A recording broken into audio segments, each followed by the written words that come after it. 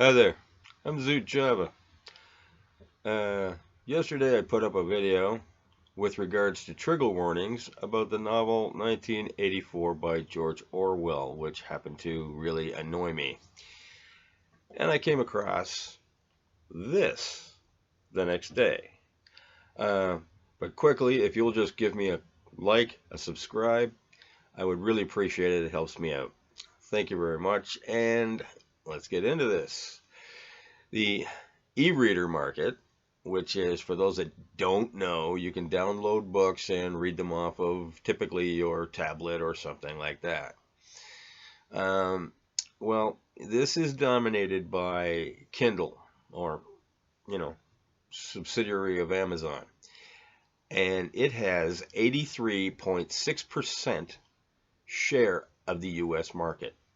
And this is according to data from market research company called Euromonitor. The dominance of this is allowing Amazon to lock the vast majority of e-reader users into its Kindle system, where the tech giant has complete control over the apps users can install on their device. And it tracks every tap and can push users into its Kindle store. Like the rest of the little Kindle system, this ebook store, which has an estimated 68% market share, is fully controlled by Amazon, and this tech giant has used the control to ban books. In one of its most chilling examples of this digital book burning, Amazon has quietly removed copies of George Orwell's dystopian sci-fi novel 1984 from Kindle owners' devices without their knowledge. Now, fortunately, there is an open source Linux-based alternative to Amazon's Kindle. And owners of the Amazon Kindle electronic book reader have received a bit of a nasty surprise after discovering books of Orwell's 1984 had been deleted from their gadgets without their knowledge. And the books that were downloaded by Amazon and Kindle users were remotely deleted after what the US company now says was a rights issue. Regarding the publisher mobilereference.com, these books were added to the catalog using the self-service platform by a third party who did not have the rights to the books, says Drew Herdenman, the spokesman.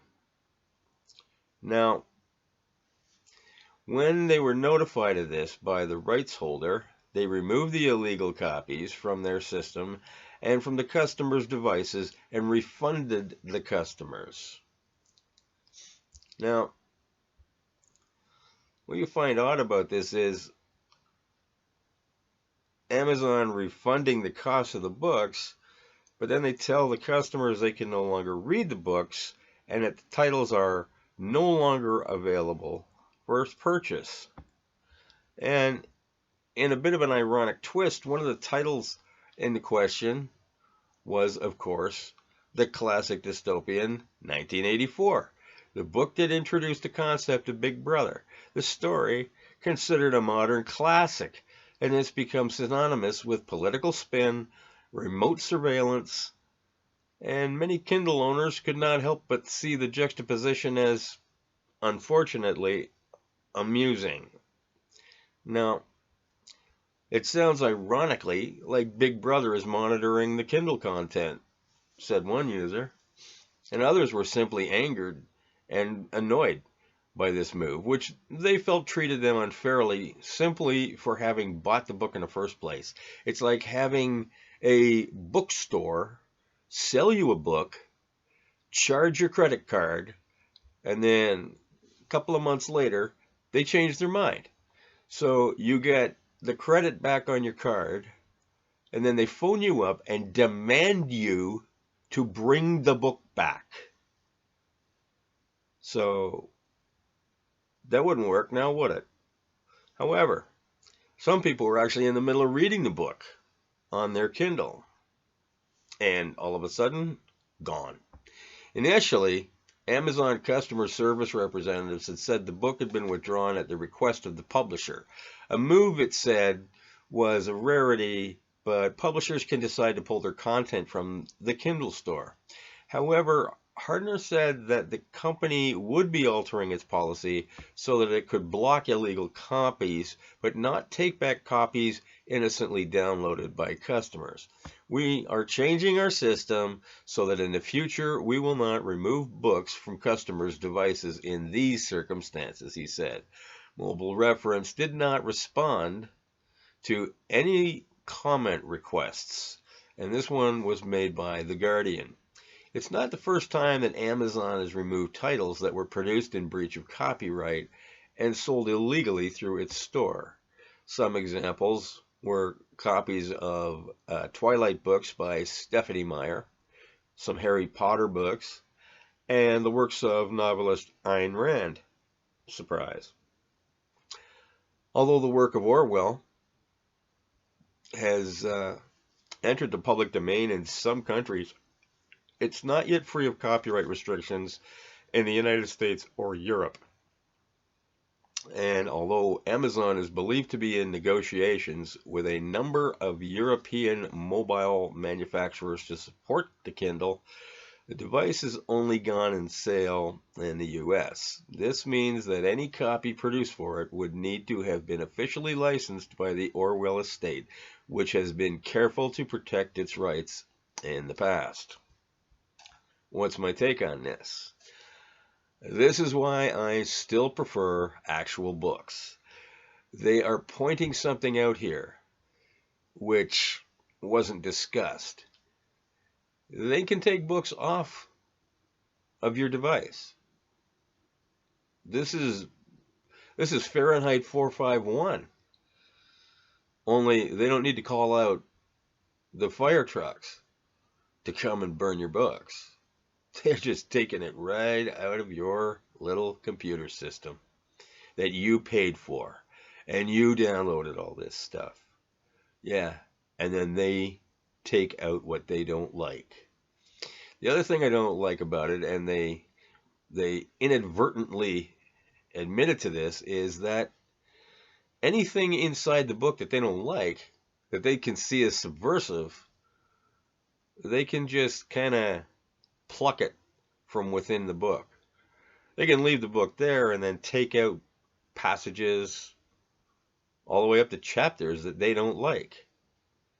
Anything that might make you actually use your brain and think.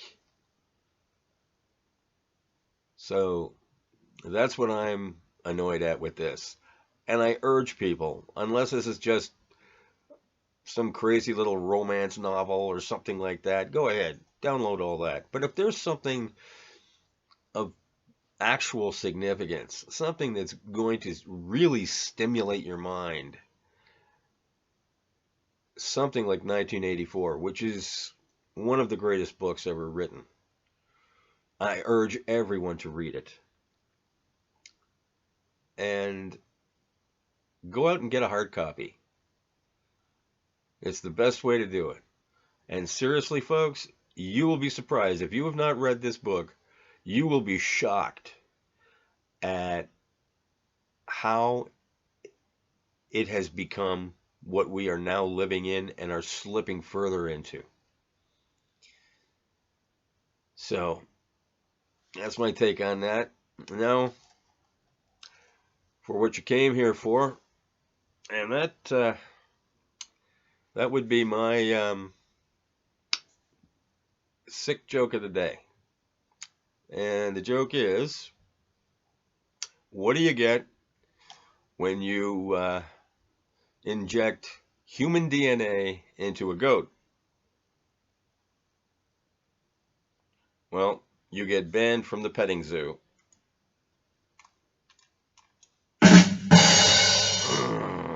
Okay.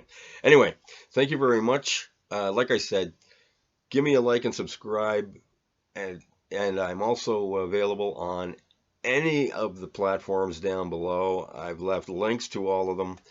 And until later, have a Java on Zoot.